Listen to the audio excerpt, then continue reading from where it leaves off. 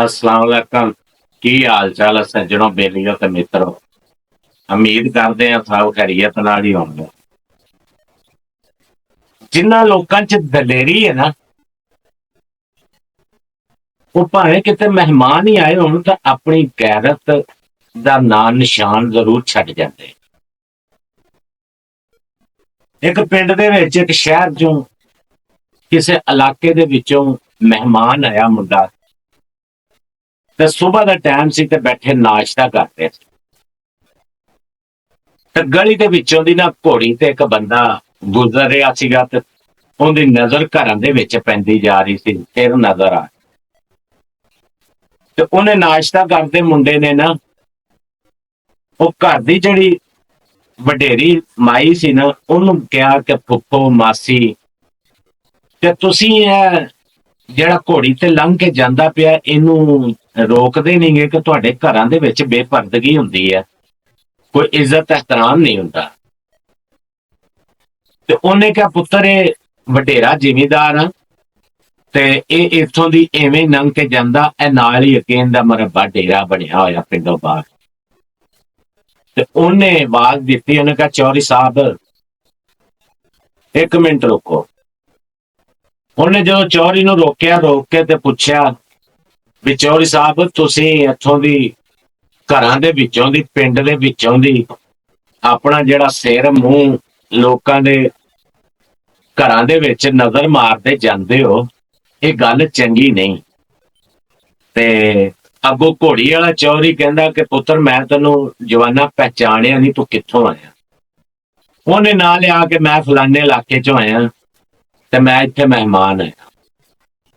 ਤੇ ਚੌਧਰੀ ਨੇ, ਘੋੜੀ ਵਾਲੇ ਨੇ ਕਿਹਾ ਕਿ ਮੈਨੂੰ ਇੱਥੇ ਕੋਈ ਨਹੀਂ ਰੋਕਣ ਵਾਲਾ, ਮੈਂ ਇੱਥੋਂ ਐਵੇਂ ਹੀ ਜਾਣਾ। ਤੇ ਮੁੰਡਾ ਕਹਿੰਦਾ ਵੀ ਮੈਂ ਐਵੇਂ ਕੋਈ ਨਹੀਂ ਲੰਘਣ ਦੇਣਾ, ਜਾਂ ਤੇ ਇਹ ਥੱਲੇ ਉਤਰ ਕੇ ਜਾ, ਜੇ ਨਹੀਂ ਤੇ ਫਿਰ ਤੈਨੂੰ ਮੈਂ ਇੱਥੋਂ ਇੱਕ ਕਦਮ ਵੀ ਨਹੀਂ ਪੱਟਣ ਦੇਣਾ, ਜਾਂ ਤੇਰੀ ਘੋੜੀ ਛੋਟੀ ਕਰ ਦਿਆਂਗਾ ਤੇ ਜਾਂ ਤੇਰੇ ਮੋਢਿਆਂ ਤੋਂ ਧੌਣ ਲਾ ਦੇ। ਤੇ ਘੋੜੀ ਵਾਲਾ ਚੌਧਰੀ ਜਿਹੜਾ ਸੀ, ਉਹਨੇ ਕਿਹਾ ਮੈਂ ਜਿਹੜਾ ਪਿੰਡ ਦੇ ਵਿੱਚ ਇੱਕ ਆਵਾਜ਼ ਮਾਰੀ ਨਾ ਤੇ ਸਾਰਾ ਪਿੰਡ ਇਕੱਠਾ ਹੋ ਜਾਣਾ ਤੇ ਤੇਰਾ ਉੱਥੇ ਲੱਭਣਾ ਕੋਈ ਨਹੀਂ। ਉਹਨੇ ਕਿਹਾ ਵੀ ਤੂੰ ਸਾਰਾ ਪਿੰਡ ਸੱਦ ਲਾ, ਆਵਾਜ਼ਾਂ ਮਾਰ ਲਾ, ਲੇਕਿਨ ਮੈਂ ਤੈਨੂੰ ਇੱਥੋਂ ਇੱਕ ਪੈਰ ਵੀ ਅੱਗੇ ਨਹੀਂ ਪੱਟਣ ਦੇਣਾ, ਜਿਹੜਾ ਕਿ ਤੂੰ ਇਸ ਘਰਾਂ ਦੇ ਵਿੱਚ ਬੇਪਰਦਗੀ ਕਰਦਾ, ਘਰਾਂ ਦੇ ਵਿੱਚ ਝਾਤੀਆਂ ਮਾਰਦਾ ਜਾਂਦਾ। ਚੌਧਰੀ ਹੈ ਤੂੰ ਆਪਣੀ ਜਗ੍ਹਾ ਤੇ, ਲੋਕਾਂ ਦੀਆਂ ਧੀਆਂ ਭੈਣਾਂ ਘਰ ਸਿਰ ਤੋਂ ਨੰਗੀਆਂ ਬੈਠੀਆਂ ਹੁੰਦੀਆਂ, ਕਿਸੇ ਹਾਲਤ ਦੇ ਵਿੱਚ ਬੈਠੀਆਂ ਹੁੰਦੀਆਂ, ਤੇ ਇਹ ਤੇਰੇ ਵਾਸਤੇ ਗੱਲ ਨਹੀਂ। ਜਦੋਂ ਉਹਨੇ ਇੰਨੀ ਗੱਲ ਕੀਤੀ ਤੇ ਚੌਧਰੀ ਨੇ ਵੀ ਪਿੰਡ ਚੋਂ ਬੰਦੇ ਸੱਦ ਲਏ, ਪਿੰਡ ਇਕੱਠਾ ਕਰ ਲਿਆ। ਤੇ ਜਦੋਂ ਇਕੱਠੇ ਹੋ ਗਏ ਤੇ ਮੁੰਡੇ ਨੇ ਲੀਕਾ ਖਿੱਚਤਾ, ਉਹਨੇ ਕਿਹਾ ਵੀ ਇੱਥੋਂ ਪੈਰ ਜਾ ਮੈਨੂੰ ਪੱਟ ਕੇ ਵਿਖਾ। ਖੈਰ ਪਿੰਡ ਦਾ ਵੀ ਬੜਾ ਵਿੱਚੋਂ ਅੱਕੇ ਹੋਏ ਸੀ ਬੰਦੇ, ਉਹ ਵੀ ਬੜੇ ਚੌਧਰੀ ਤੇ ਜਿਹੜਾ ਸੀ ਵੀ ਮੂੰਹ ਕੋਈ ਨਹੀਂ ਸੀ ਕਰਦਾ ਤੇ ਗੱਲ ਜਿਹੜਾ ਸੀ।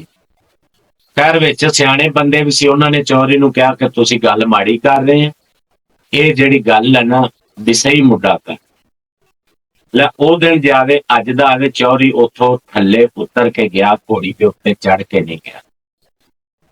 ਤੇ ਕੰਮ ਸ਼ੁਰੂ ਕਰ ਦੇਵੇ ਬੰਦਾ ਨਾ, ਤੇ ਉਹ ਕਿਸੇ ਨਾ ਕਿਸੇ ਅੰਜਾਮ ਤੇ ਪਹੁੰਚ ਜਾਂਦਾ।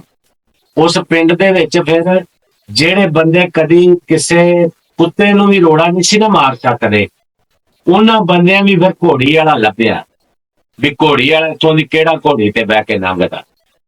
ਗੱਲ ਸੁਣਾਉਣ ਦਾ ਮਕਸਦ ਇਹ ਕਿ ਕੋਈ ਵੀ ਕੰਮ ਹੈ ਉਹਨੂੰ ਸ਼ੁਰੂਆਤ ਦੀ ਜ਼ਰੂਰਤ ਹੁੰਦੀ ਹੈ, ਅੰਜਾਮ ਤੇ ਉਹ ਕਿਤੇ ਨਾ ਕਿਸੇ ਹੱਦ ਤੇ ਪਹੁੰਚ ਹੀ ਜਾਂਦਾ ਹੈ। ਉਮੀਦ ਆ ਵੀਡੀਓ ਦਿਲ ਨੂੰ ਚੰਗੀ ਲੱਗੀ ਹੋਵੇਗੀ ਤੇ ਚੈਨਲ ਨੂੰ ਸਬਸਕ੍ਰਾਈਬ ਕਰਿਆ ਜੋ, ਤੇ ਹੋਰ ਸੱਜਣਾ ਬੇਲੀਆਂ ਨਾਲ ਸ਼ੇਅਰ ਵੀ ਕਰਿਆ ਜੋ।